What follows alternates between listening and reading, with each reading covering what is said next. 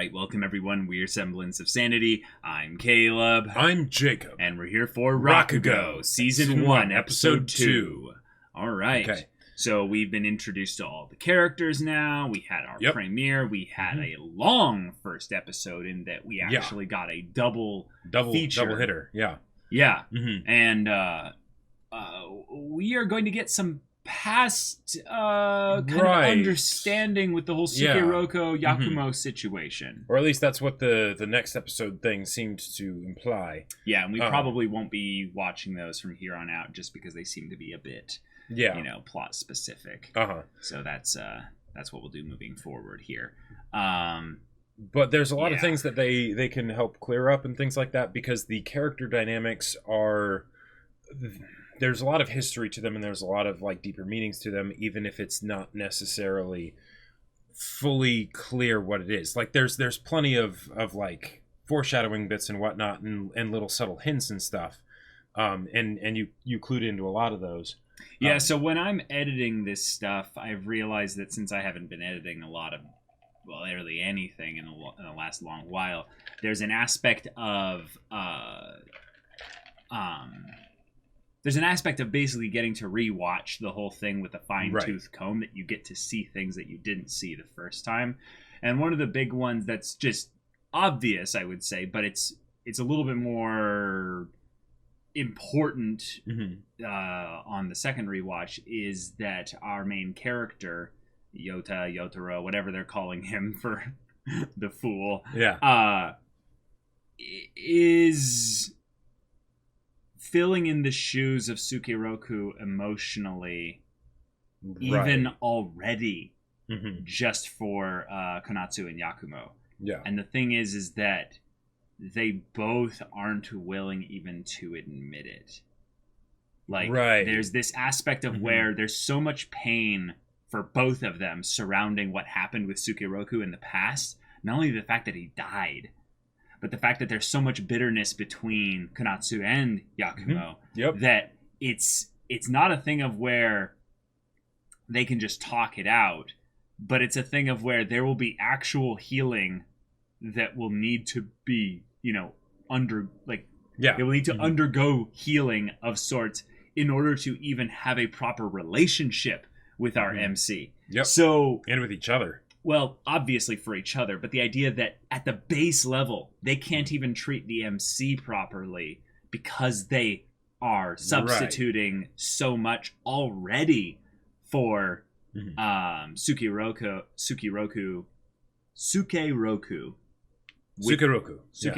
with regards to our main character, Yota, or whatever we're calling him.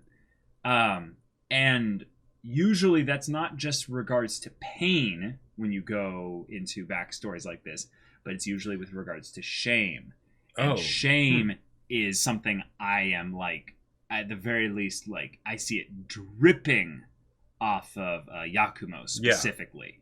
And it's not an uncommon thing for characters of this kind of stereotype to have in their backstory regarding their brother in arms, so to speak, that's no longer amongst them, or their old kind of compatriot, or their old lover even. You get this vibe off Yakumo that there was a deep connection between him and Sukeiroku, and the idea that Konatsu would accuse him of being responsible for this. When I was going through and editing that part, you could see this burden on Yakumo that was just so heavy that you're like, oh, there's not just guilt in there, because guilt is its own thing, but shame is the heaviest burden like almost anyone can bear in terms of one where just in terms of heaviness, I would say. There's ones that are more toxic and maybe more caustic to your soul, like bitterness, but it was pretty strong. And we have seen Yakumo demonstrate at least that he is very familiar with shame and ready to use it both on others and himself. Yes, good point. With how he responded to Yotaro when he started snoring during his performance, which is understandable. But yeah. I'm really excited to see the dynamics between these characters get clarified a bit more with how things were in the past, but then also how things are going to be moving forward. Right. Yeah. So y'all, without further ado, let's get into this. All right, everyone. Now be sure to go check out the reaction portion of the video in the description below, and then come back here for the discussion. Oh, wow. What an emotional origin story, especially that's a pretty hardcore origin story. Yeah, he has 3 names now. We have Bone, we have Hiko, and we have Yakumo, which is now a title, not even a name. Right. This is his beginning story and how he meets Sukeroku, or or I mean, let's just call them by their modern names, just to keep things simple. The ones that are the original names given, Sukeroku, or Sukeroku and Yakumo. Okay, for sure. For the purposes of simplicity, but okay, so this is something very different than what I expected as far as Yakumo, for why he has the kind of style that he has. Yeah. Because originally I thought it was going to be more of like that eternal debate of, the passion versus the logic. The logic, Sure. Right? And the heart and the mind. Yeah, absolutely. And there's tons of stuff that they can do with that and things like that, but no, it was actually that he would have loved to have the passion for it. Mm-hmm. He would have loved to, but he didn't. And he was just doing this so he wouldn't be out on the street. That's a pretty hardcore origin story. Like, that's, of course they would be such good friends because here Sukeroku also has nothing, but at least he has Rakugo. Yeah, at least he has the passion. At least he has Rakugo. He was basically pushed into a situation where the only place he was accepted was the theater. So then at the theater, he just naturally absorbs like a child whatever is around him, and this is a theater specifically for Rakugo, or where the owner of the theater was a Rakugo guy. So then he ends up mimicking the guy and learns a lot of passion for it, loves the, ability to channel voices and characters and all that fun stuff. And I'm like, oh yeah, I totally get where this came from. He's one of those theater kids, basically. Right. Like, I've met people like Sukeroku, but I have never met someone exactly like Yakumo. His situation is so unique, so complex, and so potentially heartbreaking in terms of how deep it might go, because they kept it vague, y'all. They kept it vague. There's a lot of things we can imply based on things like that, but I almost don't want to, because keeping it in just the area of his parents would rather he go and be basically just left just out of their lives than actually be a part of the geisha lifestyle. Oh, I thought it was something completely different. Oh, okay. I thought it was that he was basically abandoned as a kid. And that basically he lived in the geisha house or whatever because he figured like maybe he knew that his mom was a geisha dancer or something, and that was why he wanted to be a dancer, because he wanted to connect with her somehow, because maybe he never knew her, right? Well, did they say anything about how his mom, or who his mom was, or anything No, because when that? they brought up the whole idea of him being abandoned, it was, you were abandoned too, and then it's like, and that was news for us too, so we don't really know why he was abandoned, just that he was abandoned. Okay, maybe because the lady who dropped him off called him young master, so I don't think she had any familial relationship.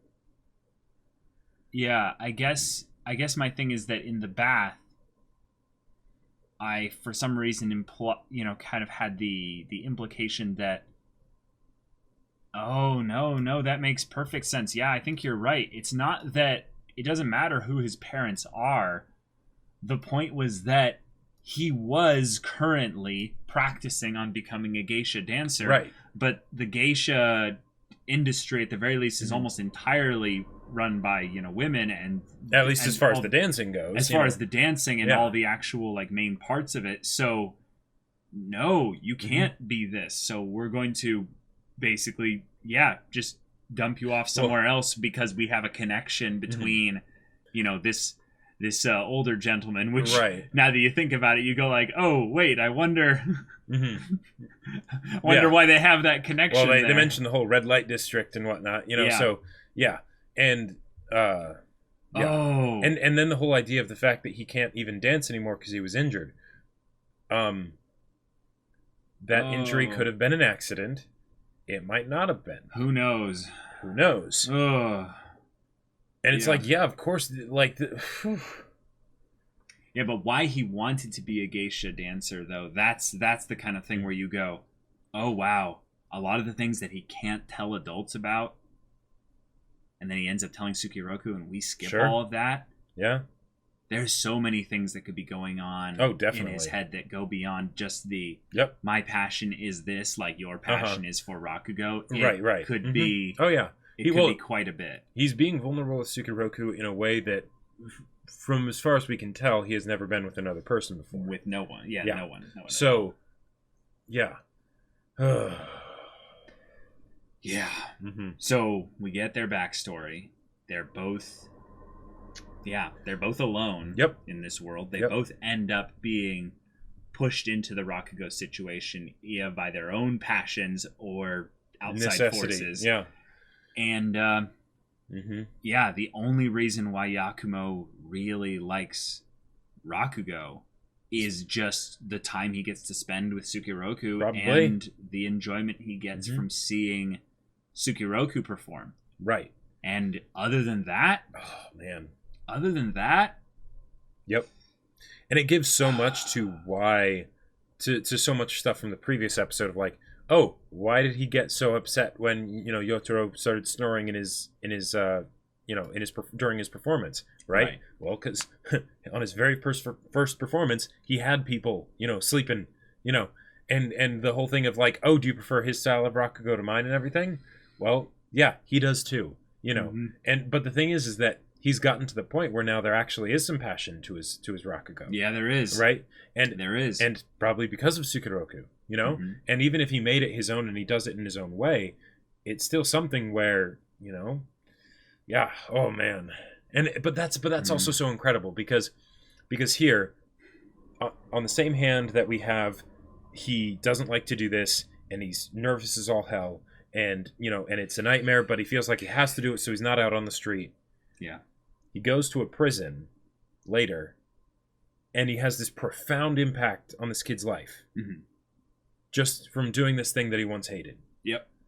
Man. Yeah. That's awesome. I also loved the little throwaway line where Sukiroku as a kid was like, "Don't worry, I'll carry on I'll take care of the future." Yeah. Oh. And he's basically I will carry on the legacy of Rakugo. You don't have to worry about that. It'll all be all right because I am here. And I'm like, oh my god, the thing that he's basically making, Yota, the other guy, a promise that he has to do this part well. Yep. Because he can't die before he would, which is basically him saying, you need to do the things that Sukiroku couldn't do. So he's putting an unreasonable promise on him there because it's something that he basically needed Sukiroku to do. Right. But he couldn't do because not only did he die, but he was just one, he's just one person. Well, and maybe how's he gonna do that? Well, and maybe Sukiroku would have been able to do it. Like maybe he would have. Maybe he was that good. Maybe like he had the passion for it and everything. But maybe. But he's not here anymore. Yeah. So now he has to think about that. Yeah. As opposed to what that means for Yakumo, who when he said that, you get the vibe of oh, when you ask that someone else dies, after you, because the other alternative is preferable. Meaning that I would rather die before you. It's probably the same thing that he would have rather had happen before Sukiroku died. Oh, definitely. No, I wanted to die. Yeah. I should have been the one to... Well, and then the whole thing of Sukiroku's ghost, showing up and him being like, you'll pass on soon enough. Like, okay, all right. So who's the one holding him here? Yeah. Oh, I wonder who that is. Right. That's not at all obvious. I love these. I love these stories also where you build up the opposites of the characters rather early. Yeah, and you almost like kind of harp on them. You kind of aggressively introduce them as a character. But then you realize that one of them has, like, quite literally just taken a liking to the other, where it's a thing of where they go beyond not like I'm thinking this is where the story will continue, is that Yakumo is going to make the same mistake that Yotaro did, which is he's going to fall into mimicry, and he's going to try and mimic Sukeroku. Sure. That's because he's like, look at the response he got. Look at all that passion. I'm going to try and become him. I'm going to try and do his thing. Or at least smile. Or at least smile, yeah. Maybe with thinking about the Rakugo that he did. But I think the master is going to be, smart and catch on to that and go, no. Find your own Rakugo. Yeah. Find your own story within yourself. You can do it. You have the emotion. You have the capacity for it. And we've seen it at multiple times, but I understand, like, there's so much going on in your heart and mind that it's not easy to just bring that out. And and then there's the fact that at some point, and I'm guessing it's before Sukeroku died, right? Okay. Because I don't think it would have. That basically the master called him Yakumo. He gave him the title of Yakumo, not you Sukeroku. think so? Well, yeah, because I mean, he had to have given him the title in order, because he's the 8th generation and all that. So, but Sukeroku could die before he gets the title. Right. The reason why I don't think that's going to happen is because of the timeline with Konatsu. That basically, in order for her to, like, she hasn't been introduced yet, so I mean, so you think I don't think the old mentor will still be around when Sukeroku dies. Okay, because we did skip a lot of time. I mean, they're adults now. Yeah. Like, they're young men. Uh-huh. Like, they are probably 18, 19... Sure-ish. Uh-huh. Maybe 17 at youngest. But they're in that, like, blossoming young men stage when they time skipped to them getting their names. Right. Which I assume is probably them also becoming legal adults in the eyes of probably some social kind of coming of age. Progress to whatever point with Rakugo and stuff. Yeah, so they might even be as young as 16 at that point or something. But I would assume that they've hit a milestone that goes beyond Rakugo where they are... Right, but we know that when Sukeroku dies, his daughter sees the aftermath of it, the immediate aftermath of it, right? Yep. And as far as we know, he doesn't have a daughter yet. So it's going to still be a while. Like, we have a lot to see still of their backstory. Yeah, definitely. Because if anything, this is just the beginning of their backstory. Sukeroku has to end up getting so successful to the point where he's got tons of recorded Rakugo. Right. That, someone like Yotaro can end up actually, consuming that. And I guess, like, they could definitely have Sukeroku die before Yakumo gets the title of Yakumo.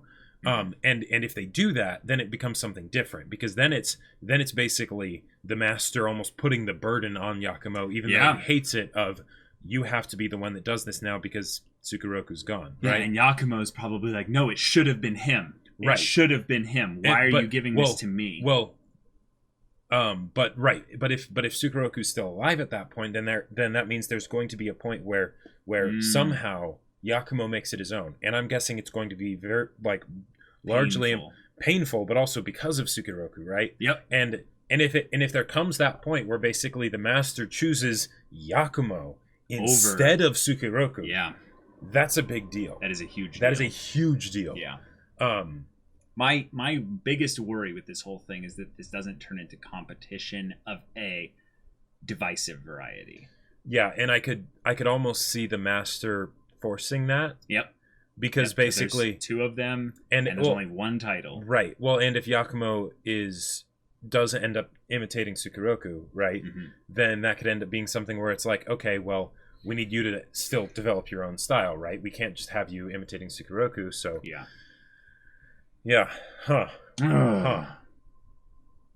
I'm really excited, specifically for how not just they develop the relationship of the two of them as, like, brothers and stuff, but how they slowly bring the joy. Like, I'm such a sucker for this stuff here, but the joy of passion, only for it to probably hit its lowest point right. after finding the passion. Yeah, knowing basically where it is in present day time. Yep. And yet seeing all this wonderful stuff happen in the past.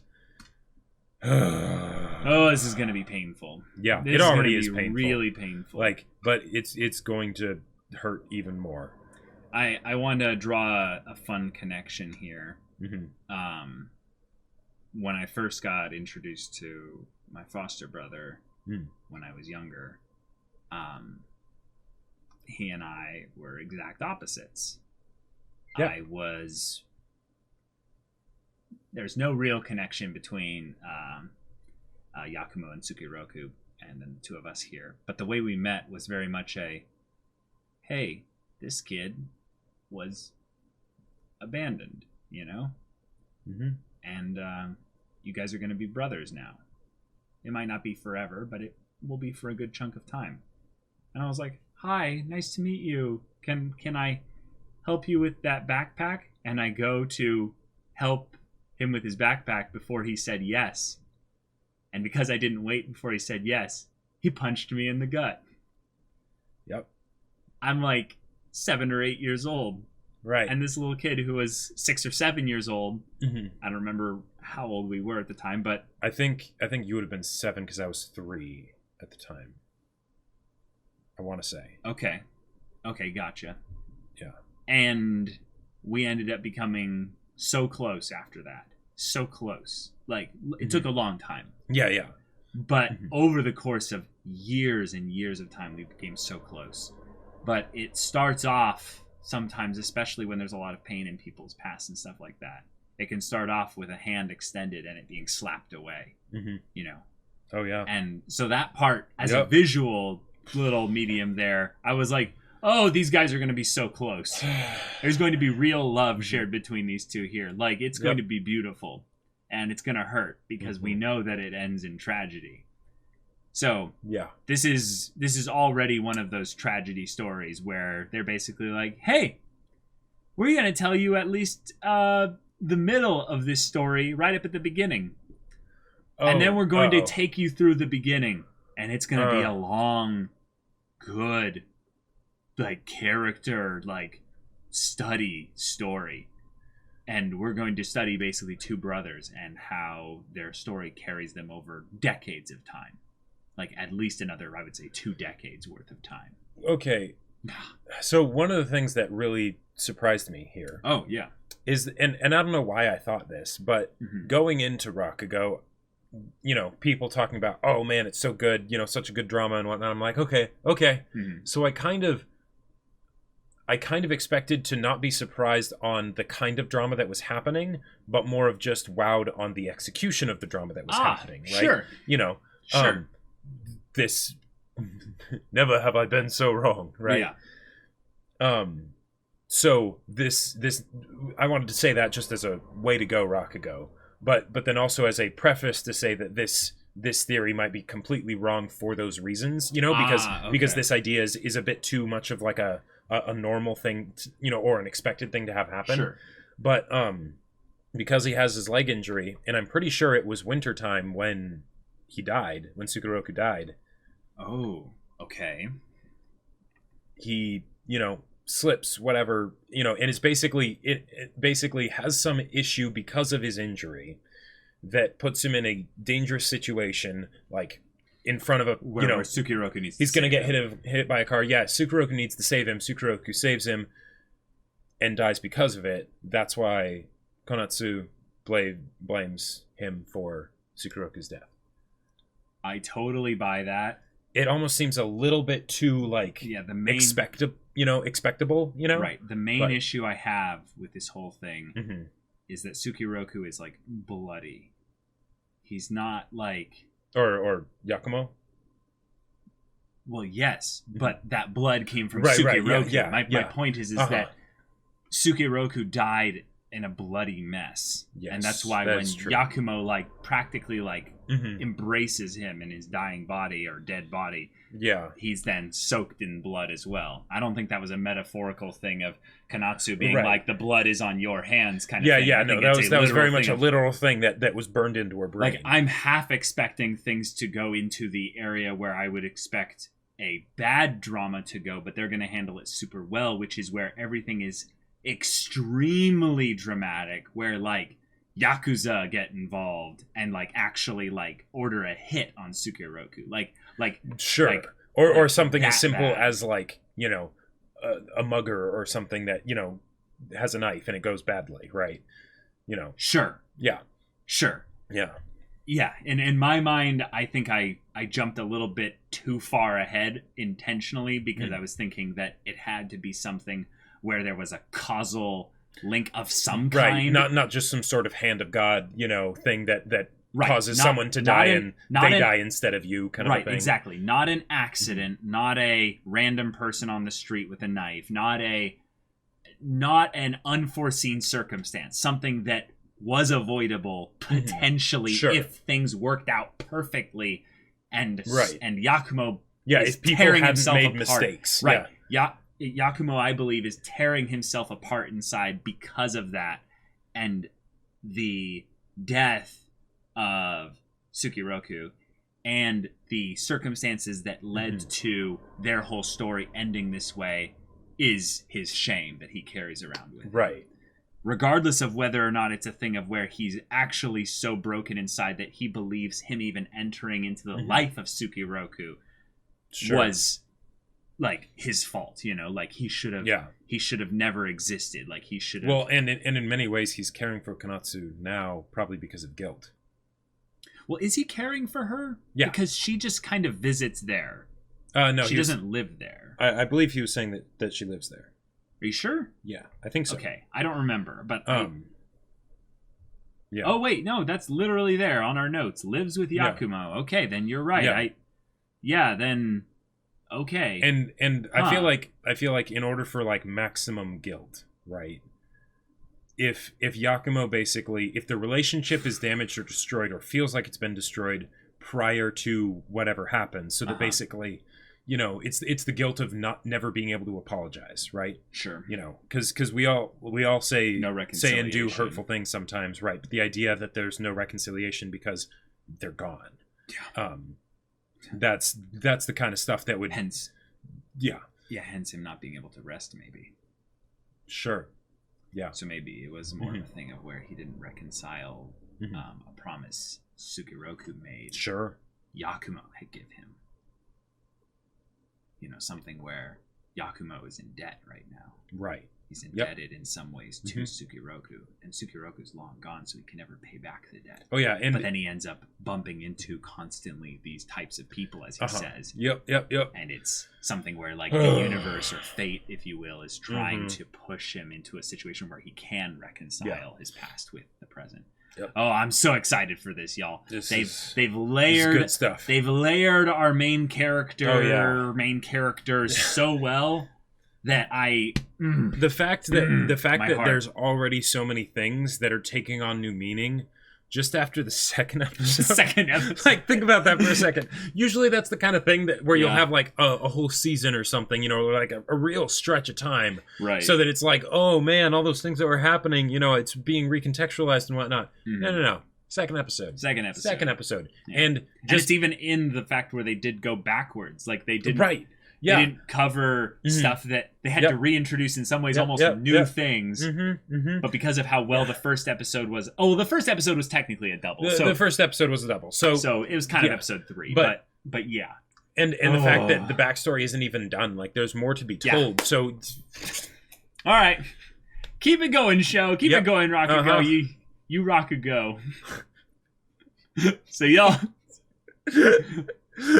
See, we will end up watching this show, and then we'll turn our One Piece manga streams into Rakugo style like things. We'll just get like so into it, you know. We'll create our own stories and what have you. Oh, wait, that's an idea. Let's end this recording here. Oh my God. Y'all, thank you so much for watching this episode's reaction and discussion. If you want to see the next episode's reaction and discussion right now, go check out the link in the description below for our Patreon. You can get on early access there. You can watch full-length reactions there. And all this comes with Discord access, so you can chat with us in the community about this amazing story, about these amazing characters, or just anime in general, just whatever. And you can also talk with Jacob about his book that he wrote. Yes, because if you haven't bought Battle Lines yet, what are you even doing? Nani? Yeah, exactly. Nani, sorry. Sorry. The link to the Amazon, page where you can buy Battle Lines is in the description below. There are some reviews on there that you can check out if you're like, I don't know if this will really be my thing. And if you do end up deciding that it is your thing and you get it, make sure to leave a review of your own for the person who comes next. Yeah, so if any of that interests you, we'll see you there. But until then, we're Semblance of Sanity. I'm Caleb. I'm Jacob. And we'll see you all next time.